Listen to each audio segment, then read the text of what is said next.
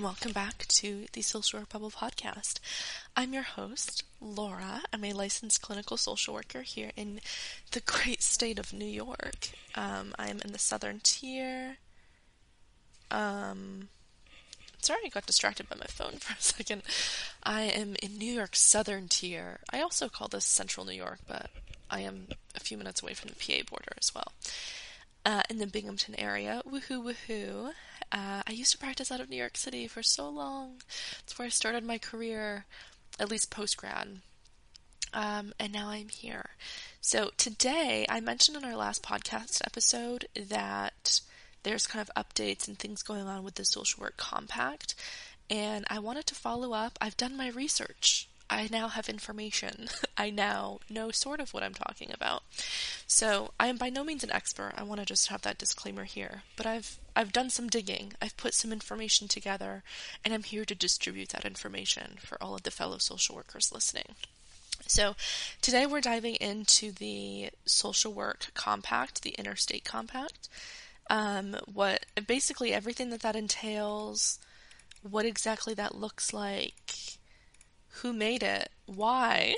There are going to be so many links down below, so you can also have access to these resources. And that's basically it. We're going to dive right into it. So I do have quite a lot of notes. I might be going back and forth a little bit. At the end, I'll kind of wrap up with my thoughts and kind of where I'm leaning on the Social Work Licensing Compact. And then we'll wrap it up from there. So let's dive in. What is this Social Work Licensure Compact? So basically, it's an interstate occupational license compact. So the whole point of it is that if you have okay.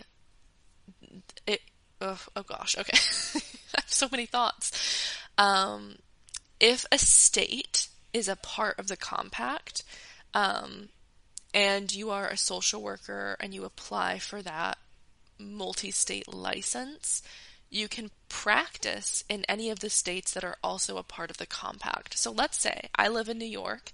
New York is not currently a part of the compact. Let's say in the future it becomes a part of the Social Work Licensure Compact.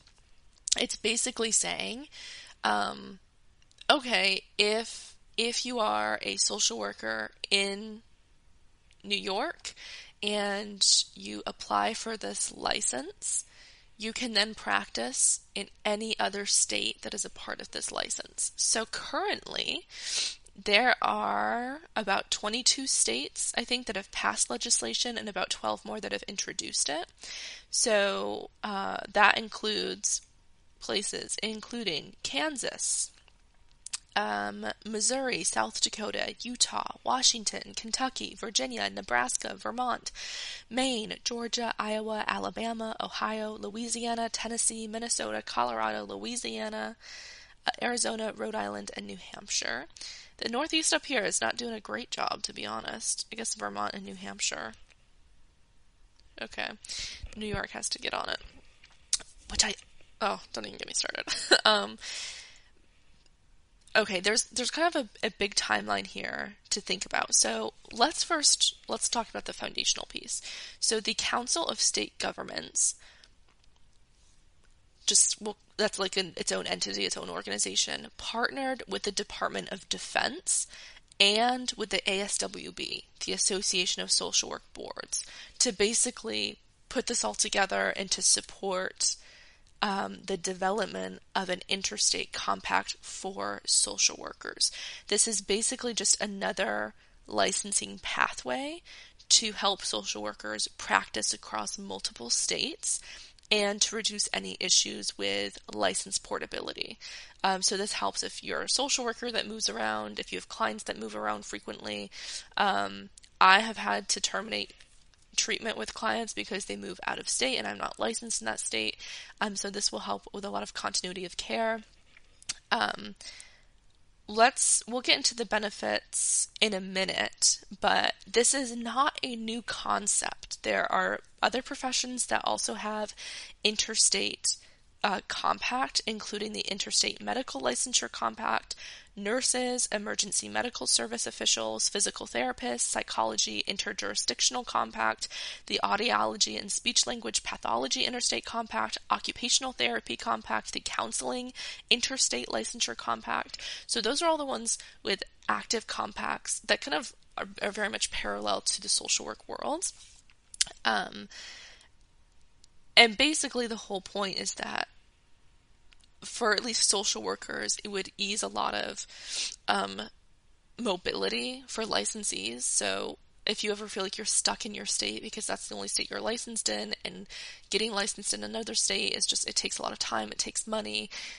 This is a path where you can get licensed in basically all of the states that are a part of the compact. So that is not all of the states. Each state has to approve that legislation on their own in order to be a part of the compact.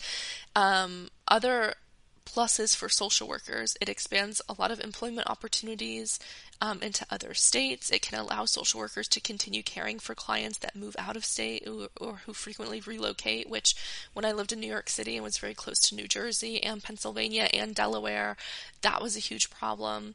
It really leverages telehealth, which we're in an era of tech, so that's been huge for a minute, and that allows for just a lot. You can expand to a lot of other states via telehealth. And it supports relocating military spouses and families, which I think that is the biggest reason why the Department of Defense is one of the big head honchos involved in this. And I was kind of surprised by that when I was reading through this information. I'm like, why in the world is the Department of Defense involved in social work legislation? And it's mostly because I think the people that want to get this started, they had to kind of look at the stakeholders, the people that would be interested in this, and that was an angle for them to get at, was like, hey, military guys, hey, you know how you want to support like military families and military social workers and all of that? Well, this will do that. This will help. So I think that's why the Department of Defense is so big into this, is because of the impact it would have on military families and spouses. Now, the benefits for the regulators is a whole other thing. It would reduce application processing times. It would give access to investigative and disciplinary information about licensees, because at the core of all of this, they would have basically a shared data system that all the states in the compact would have access to. It would not have like breaking confidential information. It would basically have like the information your state where you're already licensed and has. And that would also just allow for transparency if there's any ongoing investigations or issues with your license, or if you got rejected from a license in the past, like why that happened, stuff like that. So everyone is kind of on the same page about who you are as a professional. For the majority of us, that is not a problem. It just allows for ease of information between states. With that, it would expand cooperation among state licensure boards, particularly when it comes to disputes and investigations, and it would enhance public safety. That's all fun and fresh. For states, some of the benefits would be addressing workforce shortages, strengthening the labor market, expanding consumer access to us, highly skilled and qualified social workers, and it would also preserve state sovereignty. I will say the con is that if a lot of this is basically amplifying telehealth, is it does mean we would have maybe social workers that are not local, that are trying to social work outside of the community, and there's a benefit to being a local social worker. Obviously, being in the community that you're serving, it gives you a whole different nuanced perspective on someone's situation. And when we social workers are a person in environment profession, that is really huge. Then we are also a part of that environment, and so you take us out of that environment, it can be harder to do our job. But I'm not a fool. I do 100% telehealth. All of my clients are still based out of New York City, and I'm not. Now, it's a little different because I lived in New York City for a few years, and my move was recent, and so it's not like I never existed there. That is something to keep in mind, is I love telehealth, I love tech, I love these advances that we're able to do to give access to care to a lot of people. But the whole point of social work is person and environment. And when we lose that perspective, it can be hard to do our job. So just be mindful of that. Now, this is the thing this is another problem I have. In order to get this license, so this would be an additional license to practice as a part of the social work compact as you, the social worker. You would basically, let me draw out this process for you. So the process would be,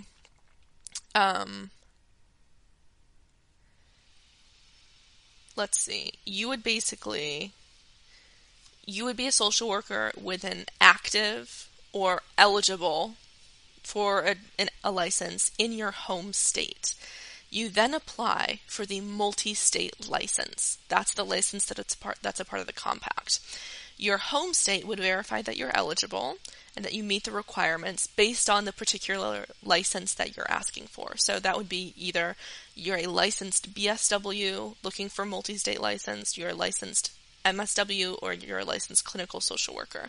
And then that social worker, basically, you're approved, and then, here's a piece, you have to take the national qualifying exam, the qualifying national exam that corresponds to your category of licensure, so bachelor, master, or clinical. And then you get approved, based on, like, if you pass that exam, you get approved to have that multi-state license, and then you can practice in any of the states that are a part of the compact. I don't like that. I do not like that. I think the whole point of, like, when you're applying for another license in another state now, you don't have to take the exam again. That's what we don't want to have to take another exam. And this is another thing that kind of got me annoyed is, in an eligibility section, it basically says, in order to be eligible for this multi-state license, a part of the social work compact, you must hold or be eligible for an active, unencumbered license in your home state. Okay. You must pass a background check in your home state. Cool. And you must pay any applicable fees. And I'm like, that's a scam. I hate that. This is just my problem with social work overall. There's so many fees. There's so many things we have to pay for. And now it's like, why do we have to take another exam that we probably will have to pay for when we don't have to do that if we just get licensed state by state? I don't know why that's something that's necessary, to be so honest. I also, to be fair, I don't know what that qualifying national exam would be. I don't know what the content of that would be. In the research and readings that I did, they did compare the qualifying national exam to the ASWB exam that we already have to take. And so it made me believe that they would be parallel to each other and similar to each other. But if you want to be a part of the multi-state compact, you already have to have a license. So you already needed to have passed the ASWB exam to be licensed. So why do we have to take why? Why? Because also, the ASWB exam is already a national exam. The exam is the same everywhere. It's just the licensing process per state is different. So why we would have to take another exam is beyond me. Especially if we would have to pay for that exam and pay for any more registration fees and all of that. It's kind of like, man, I might just apply per state, you know? But again, I mean, maybe fee-wise it wouldn't make sense. So that's another thing, is you would have to pass a national exam. We already know how I feel about that. And that was a thing that if you are a member state, if you're a member of the Social Work Compact, you have to have, like, a qualifying national exam thing. Now, there was this thing that said that the commission, which is the people in charge of regulating this, basically, they can have the ability to create rules about grandparenting people in. So people who were licensed prior to the state's adoption of the ASWB exam. I don't think that's going to be many people. I don't. But again, this is something that's new for social work. This is stuff that like maybe we got to work out the kinks for, right? Um, so yeah. So that's that. Basically, this whole thing was created, and then in order to actually get it like official and going in terms of legislation, we had to have 7 states that approve it. 7 states did. Kansas was the 7th state that passed the Social Work Compact. And then we have had a lot more states come onto that since then. Since that 7th state, Kansas, passed it, that is where the commission was created. So the Compact Commission, that is the administrative body that oversees the Interstate Compact and like how it's doing. Some important, I don't know if you guys would be interested in like the people that contributed to the compact, but there is a list here. The Association of Social Work Boards contributed to the compact.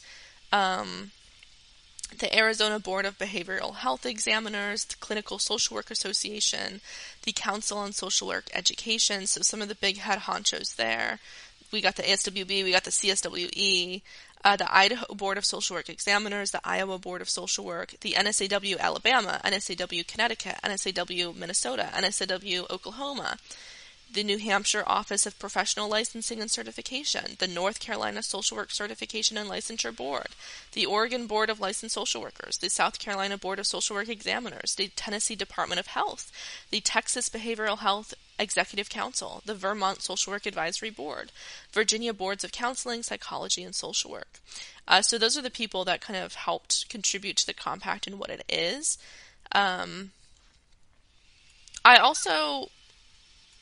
I don't know, I do have questions about going back to like this exam. If we were to pay like fees or we had to like pay to take the exam and pay to uphold this license, who exactly we would be paying? Are we paying the ASWB? Are we paying the commission? Like what's happening? Where's the transparency cost-wise? And why do we have to take another exam?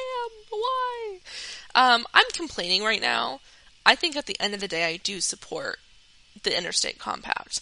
Now, I do have another concern that I'm thinking of right now is, yes, a big benefit to states and all of that, and also to social workers, is increasing employment and increasing like the workforce. Now, I do have concerns then, similar to what I said about that person in an environment perspective, is it can be very easy to then not hire local social workers and hire out and pay people less. You know what I mean? So like if you live in an area that has a higher cost of living, but you can hire social workers that live in a lower cost of living area and pay them less, I do get worried that that would happen. Social work is not immune to nonsense. And so, but that's something that happens, I think, with telehealth. That's a huge problem with like BetterHelp. BetterHelp is its whole entity. Oh gosh, I should probably do a podcast episode about them at some point, right?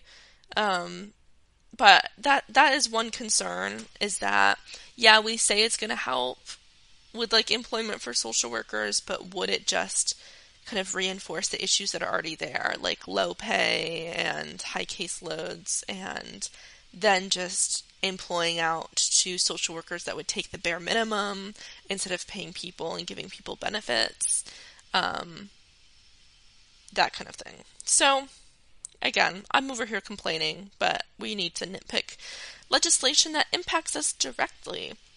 I also think it's obviously important. I'm in the process of looking into getting my license in Pennsylvania and also New Jersey. I'm currently licensed in New York. I live like right on the Pennsylvania border, so that would make sense. I'm frequently in New Jersey. I have even like my clients that live in New York City. A lot of them talk about like moving to New Jersey, so I feel like it would just be helpful to continue care. But that's a whole process in its own right too. Now, the only pro to that is that I wouldn't have to take the exam all over again, because that's crazy. So, yeah, that's that. Other things to keep in mind. is,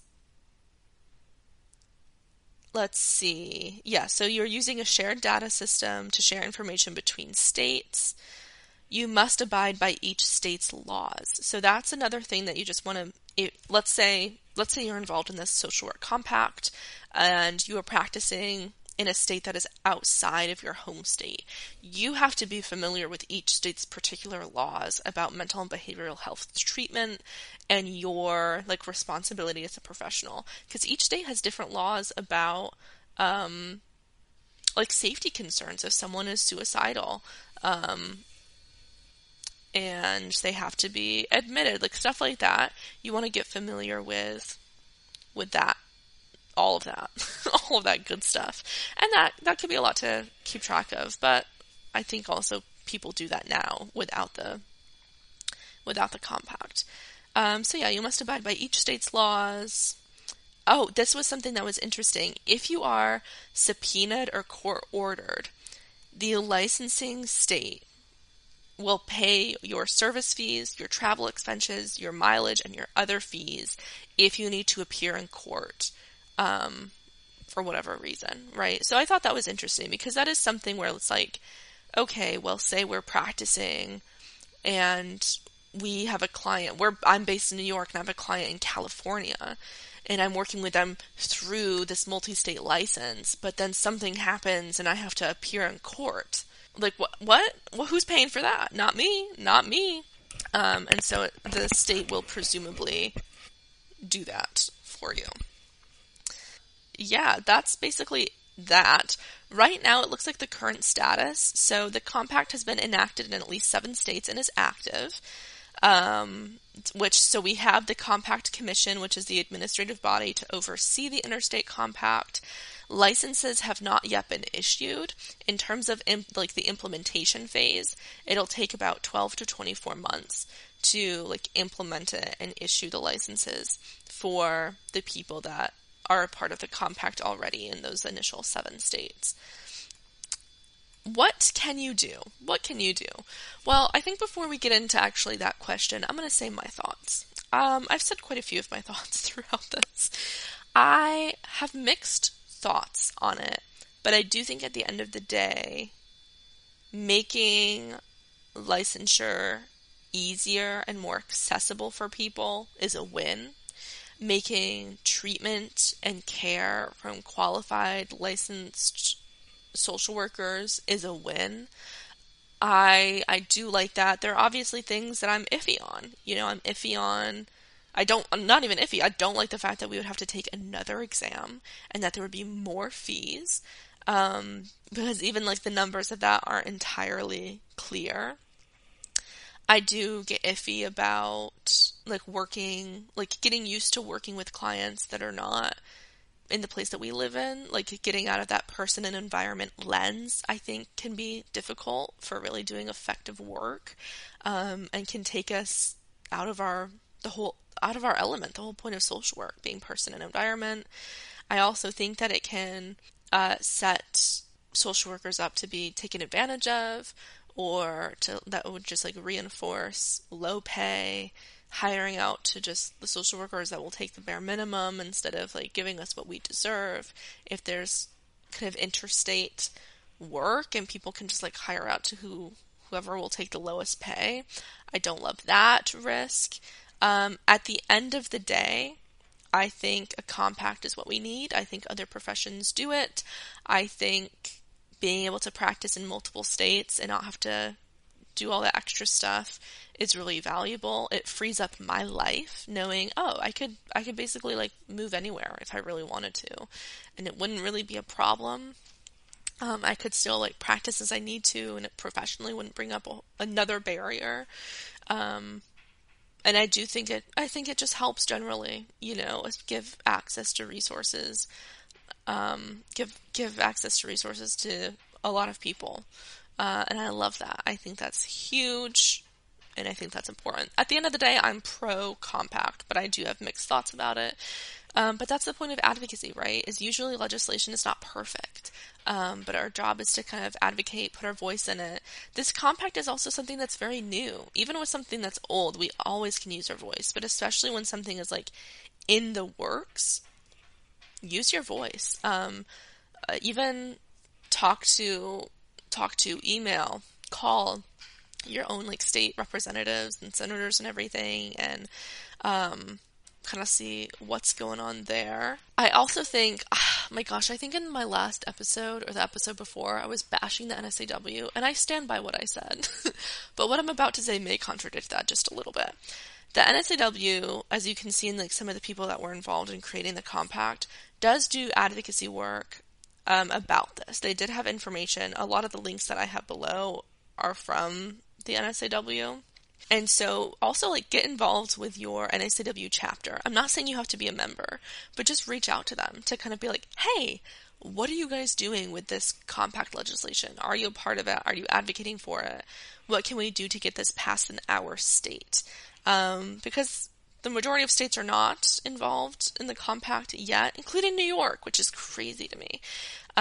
So see what you can do there. Get involved with the NSAW, or even just like seeing where it's at statewide and advocating there. And that's those are my thoughts. I hope this was really helpful. If you enjoyed today's episode, please like, subscribe, follow, comment, share, do all that, and we will see you next time.